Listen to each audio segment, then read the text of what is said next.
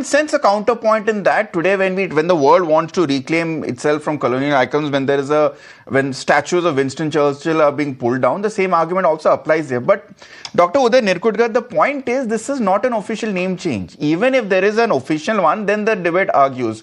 What is the logic behind suddenly confusing people in Latin City? What if tomorrow I say that, no, I don't like my house in Greater Noida. I want to put up an address plate saying that I live in Marine Drive.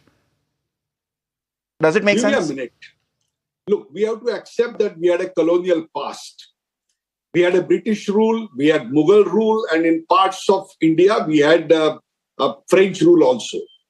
And renaming has been happening post-independent after a period of time, albeit the pace and the number have changed during this regime of BJP to a larger extent.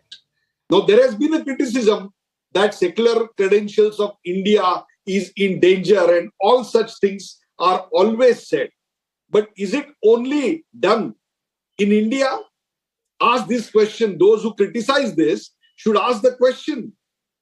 Is this done in only India? Was Burma not made Myanmar? Was Ceylon not named Sri Lanka? Forget about that.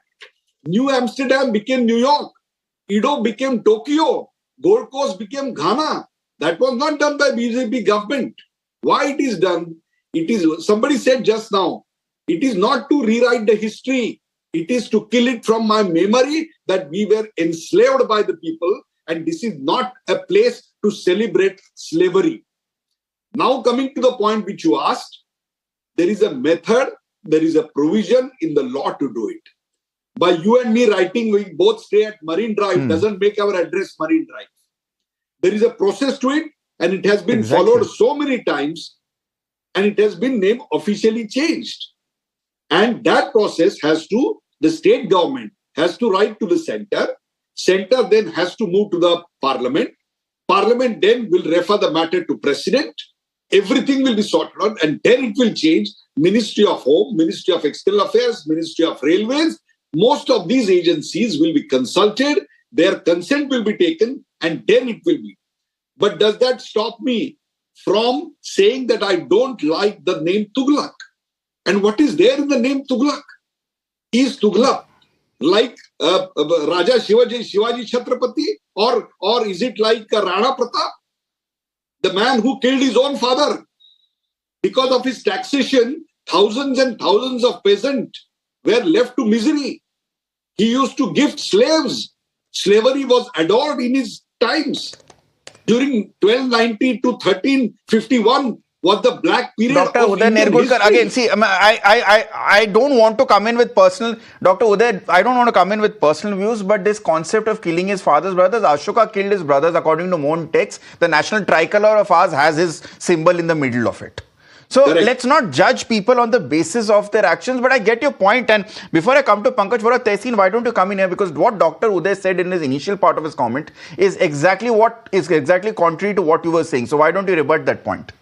No, I agree with Dr. Uday. There have been many name changes, except that the BJP does it only for political gains and chest thumping. The other examples he did were not done for political gains. But look, Dr. Uday said something that was very disturbing.